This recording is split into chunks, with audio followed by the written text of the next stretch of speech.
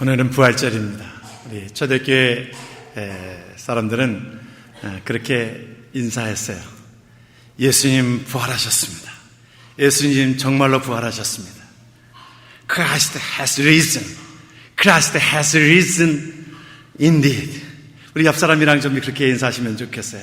예수님 부활하셨습니다. 인사 안 하시죠? 예수님 부활하셨습니다. 예수님 정말 부활하셨습니다. 예수님이 우리를 위하여, 우리의 죄를 위하여 부활하신 그 부활이 우리에게 진정한 기쁨이 되어집니다. 여러분, 우리가 믿는 그 핵심은 부활입니다. 기독교의 핵심은 부활이에요. 그래서 이제 사탄은 계속적으로 부활이 없다라고 때로는 사람들에게, 자유주의 신학자들에게 그것을 통해서 또 그것을 또 듣고 배운 그 목사들이 예수 부활은 실질적으로 있었던 사건이 아니라, 현존된 사건이 아니라 그냥 꾸며낸 사건이고 환상이라고 그렇게 얘기합니다. 그것은 우리 기독교의 핵심을 빼놓는 것입니다. 기독교의 심장을 빼놓는 겁니다.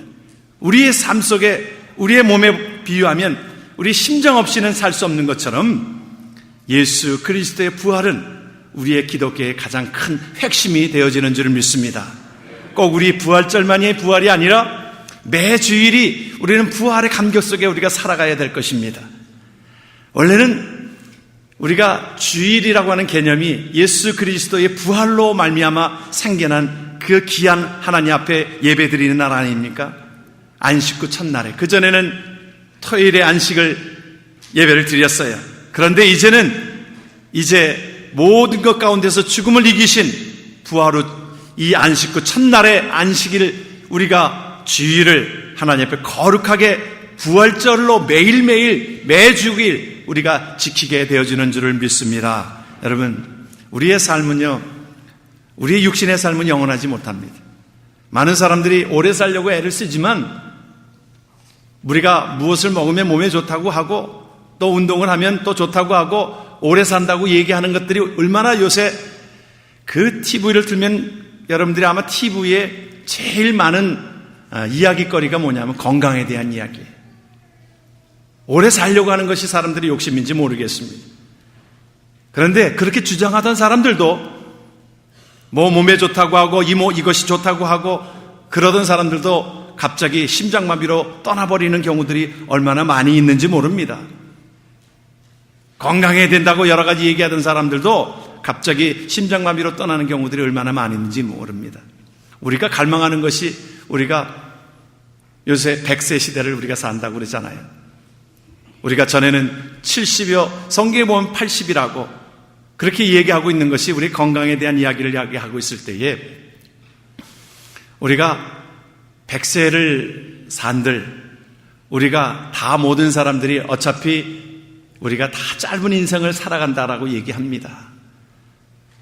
9988234가 우리가 그전에는 한 10년 전에 얘기할 때는 그것이 마치 이루어지지 않을 것처럼 얘기했는데 요즘에는 실질적으로 9988234가 이루어지고 있는 것을 보게 되어져요. 보통 90대에까지 넉넉하게 사시니까 왜 9988, 99세까지 팔팔하게 살다가 2, 3일 아프면서 돌아가시는가 물었더니 2, 3일은 그래도 이 타주에서 오는 시간도 있고 또 한국에서 오는 시간도 있으니까 그 시간을 좀 벌어놓기 위해서 2, 3, 4일 아파야 된다는 겁니다. 갑자기 또 돌아가시면 이게 임종을 맞이하지 못하니까. 그런데도 사람들은 오래 살려고 하지만 모든 사람들이 다 죽습니다. 우리가 100세까지 산다라고 하는 보장도 없어요. 그렇죠, 여러분들. 그런데 무엇은 확실합니까? 우리가 죽는다라고 하는 것은 확실합니다. 우리가 사는 것에 대해서 100살까지 사는지 그것은 확실하지 못하지만 그러나 분명한 것은, 확실한 것은 100% 저와 여러분들은 다 죽는다라고 하는 것입니다. 죽음 뒤의 삶에 대한 것들을 성경은 우리에게 말씀해 주고 있어요. 우리의 삶을 세 가지로 표현할 때에, 세 단계로 표현할 때에 우리가 이 땅에 70, 80 생명 그 살기 위하여 우리는 그 어머니의 몸속에서 약 40주간을 그 어머니의 태아에서 그 어둠 속에서 있게 됐습니다. 무엇을 위해서? 70년, 80년을 위해서. 그런데 그 세계로 끝나는 것이 아니라 우리가 그 모든 것들을 이제 죽음이라고 하는 것은 새로운 시작인데, 3단계로 넘어가는 시작인데, 이것이 저와 여러분들 속에 하나님께서 허락하신 삶은 이제 부활이라고 하는 영원한 삶으로 우리를 이르게 하신 것이 바로 예수 그리스도의 부활이요, 예수 그리스도가 우리의 부활의 첫 열매가 되어진 줄을 믿습니다. 여러분, 우리의 삶의 여정을 보면 우리 어머니 뱃속에 10주간, 40주간 있는 것을 누가 만든 거예요? 하나님이 그렇게 만드셨지요, 법칙을. 또 이 땅에 살아가는 70, 80 이것도 누가 우리의 생명을 만드신 겁니까? 하나님께서 만드신 것이지요. 또 그 위에 영원한 삶은 누가 만드신 거예요? 하나님께서 만드신 것입니다. 다 하나님의 계획 속에서 만드신 거예요. 그런데 그 삶 속에 우리가 하나님의 나라에 가게 하는 그 모든 것들 속에서는 주님께서 말씀해 주신 것이 부활의 그 주님을 믿을 때에, 예수 그리스도를 믿을 때에 그 나라의 삶을 허락하도록 만들어 주셨어요. 여러분, 어미닭이 계란을 품고 21일을 품으면 병아리가 됩니다. 근데 다 병아리가 되는 건 아닙니다. 수정란이 있고 무정란이 있어요. 수정란이어야 21일을 품을 때에 겉으로 보기에는 계란인 것 같아요. 똑같아요. 그러나 수정란과 무정란은 달라요. 수정란을 품을 때에 그것이 병아리가 되는 것처럼 저와 여러분들이 예수 믿는 그 수정란으로서의 예수 그리스도의 생명이 있는 자에게 우리에게 부활을 허락하여 주신 줄을 믿습니다. 하나님의 법칙은 이것입니다. 여러분, 씨앗이 심어지면 어떻게 되어져요? 씨앗이 적은 것인데 우리가 할 수 없는데 심어지면, 죽은 것 같은데 이것이 심어지면 싹이 나고 그것이 열매를 맺습니다. 여러분, 이집트의 그 피라미드를 연구하던 사람들이 그 가운데서 미이라를 발견하고서 그 미이라에 있는 씨앗을 발견했습니다. 그 씨앗을 가지고 이것이 정말 열매가 맺히겠는가, 꽃이 피겠는가라고 실험을 했습니다. 그래서 그것을 가지고 심었어요. 수백 년 동안 내려오던 그 모든 것 가운데서 그 미이라의 그곳에 죽었던 씨앗인데, 놀랍게도 그것을 심었을 때에 스웨덴의 식물학자가 그것을 심어가지고 그 종자가 나오질 않았던 것인데 그 당시에 아름다운 꽃이 피었습니다. 그래서 그 사람의 이름을 따가지고 그것을 뭐라고 이름을 붙였냐면 다알리아 꽃이라고. 여러분, 다알리아 꽃이 그런 겁니다. 미이라에 그것이 죽었던 것처럼 보여졌는데 어떻게 해석할 수 있겠어요? 여러분, 하나님의 역사 속에 이것이 해석이 되어집니다. 여러분, 씨앗은 그래서요 우리가 먹어도 소화되지 않습니다. 여러분들이 아마 시골에 이렇게 가다 보면 여러분 가끔씩 개똥참외 여러분들이 발견할 것입니다. 우리가 참외를 먹으면 소화가 되지 않아요. 이것이 아무리 위액이 그래도 씹으면 물론 으깨지는 것이지만 씹지 않고 으쌰도록 먹으면 소화되지 않고 그대로 나옵니다. 잘 모르시는데 여러분들 화장실에 가보시면 압니다. 그대로 씨가 나와요.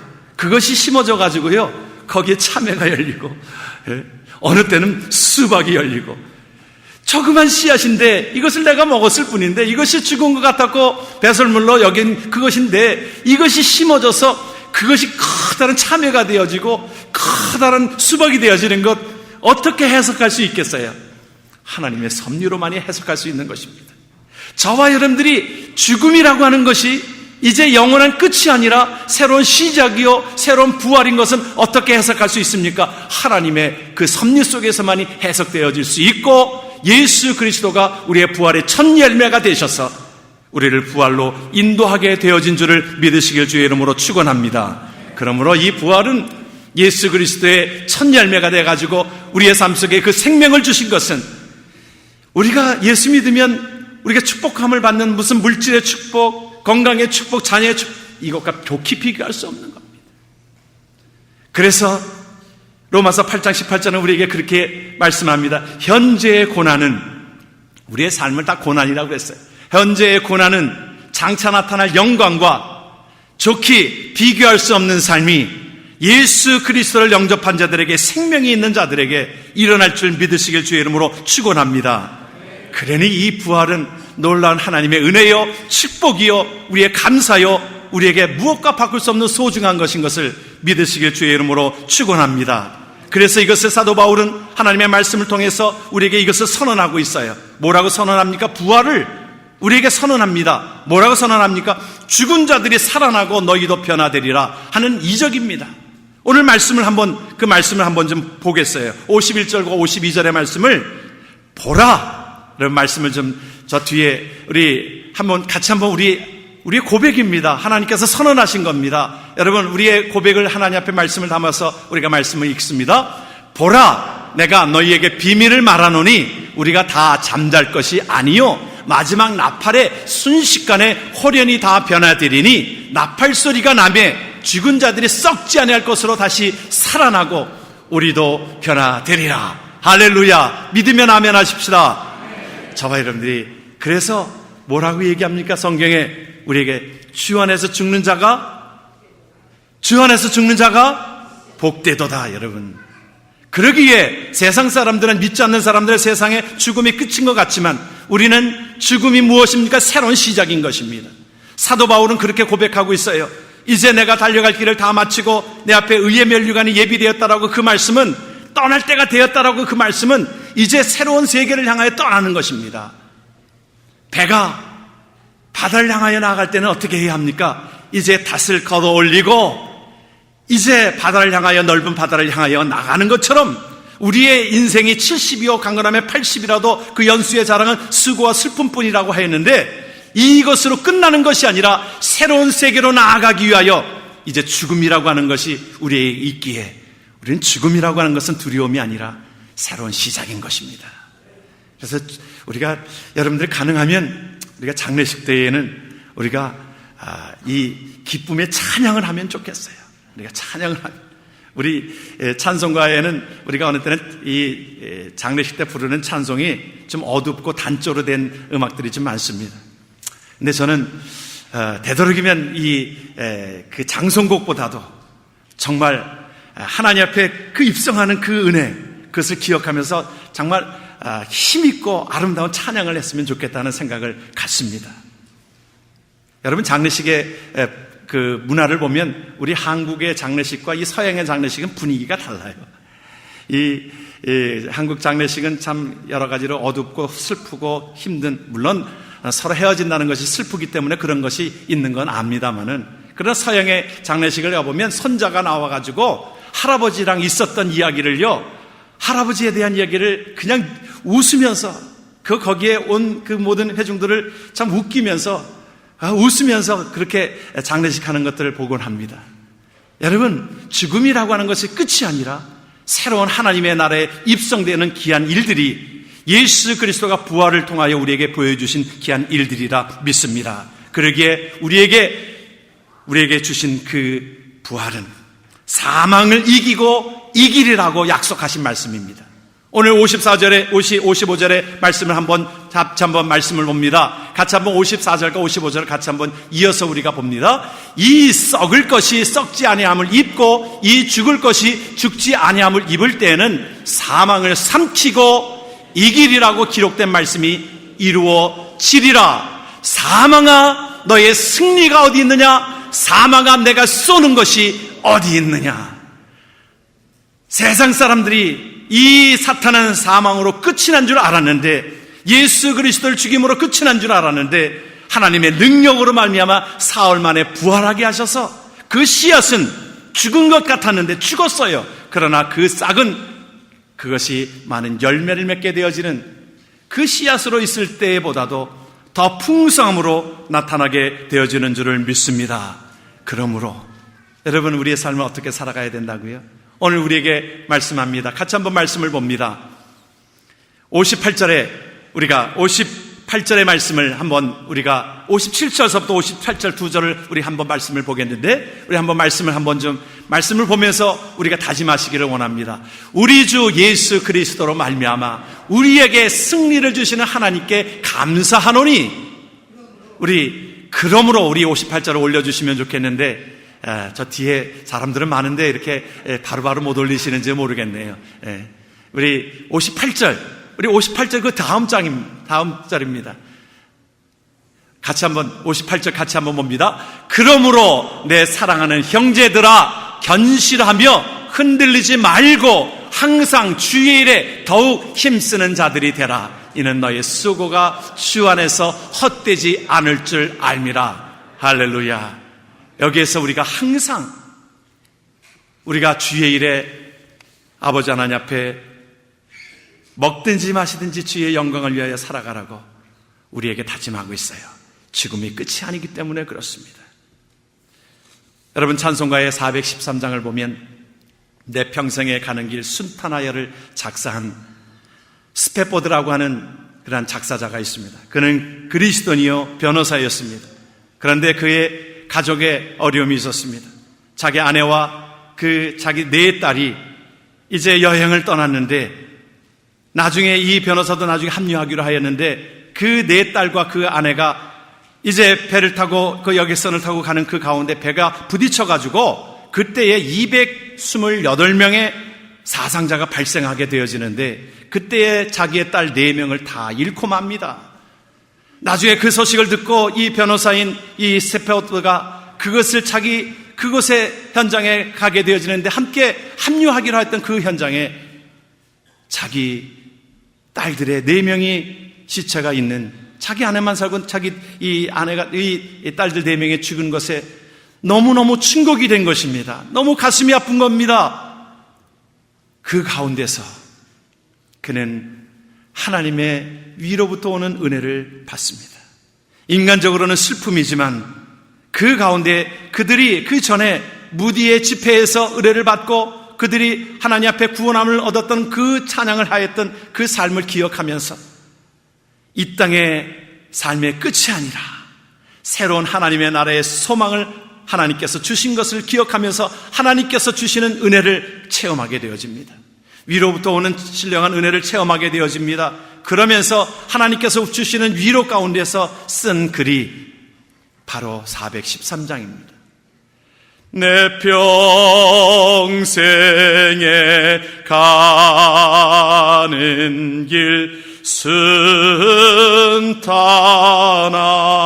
순탄하여 늘 잔잔한 강 같든지 큰 풍파로 무섭고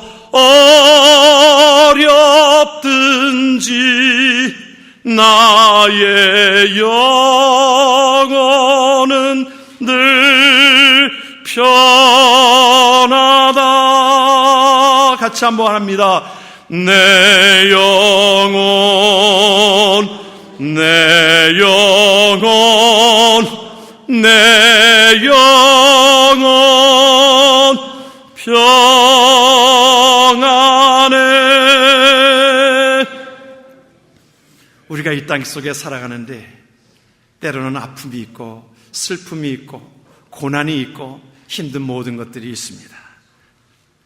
때로는 남들과 비교해서 내가 가진 것도 없고, 때로는 내게 다른 사람들보다 더 건강한 것도 없고, 몸은 늙었고, 우리가 때로는 자녀로 인하여 고통을 받는 모든 지경에 있을지라도, 다른 사람들보다 뭔가 이 땅 속에 훌륭하게 되어진 것이 없을지라도, 그러나 우리에게는 무엇이 있습니까? 부활의 소망이 있습니다. 부활을 맞이하는 부활절에 날마다 부활의 소망을 가지고 믿음으로 담대하게 살아가는 저와 여러분 되기를 주의 이름으로 축원합니다. 아멘. 우리 모두 일어나셔서 우리 독생자 예수 그리스도를 찬송합니다. 주 하나님 독생자 예수, 날 위하여 오셨네. 내 모든 죄 용서하시고 죽음에서 부활하신 나의 주. 우리가 찬양하고 우리 송정문 목사님 우리 축도함으로